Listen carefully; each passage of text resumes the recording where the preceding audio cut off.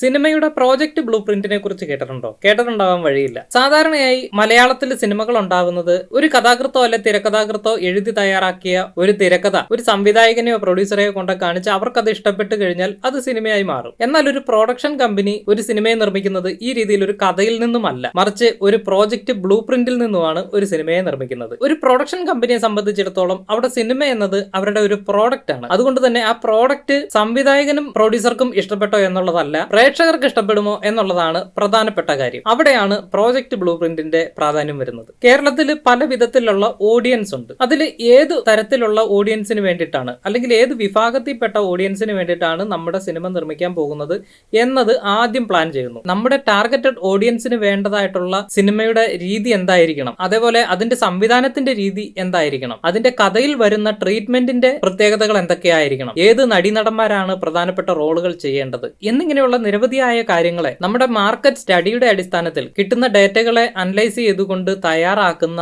ഒരു പ്ലാനിങ്ങിനെയാണ് project blue print എന്ന് പറയുന്നത്. ഇനി വളരെ രസകരമായിട്ടുള്ള ഒരു കാര്യം എന്താണെന്ന് വെച്ച് കഴിഞ്ഞാൽ, ഈ രീതിയിൽ ഒരു സിനിമ നിർമ്മിക്കുമ്പോൾ അതിന്റെ കഥ എഴുതപ്പെടുന്നത് പ്രോജക്റ്റ് ബ്ലൂ പ്രിന്റ് ഉണ്ടായതിനു ശേഷം മാത്രമായിരിക്കും. സിനിമയെക്കുറിച്ച് കൂടുതൽ അറിയാനും പഠിക്കാനും താല്പര്യമുണ്ടെങ്കിൽ ഡോക്ടർ ഫിലിമിലേക്ക് പോന്നോളൂ.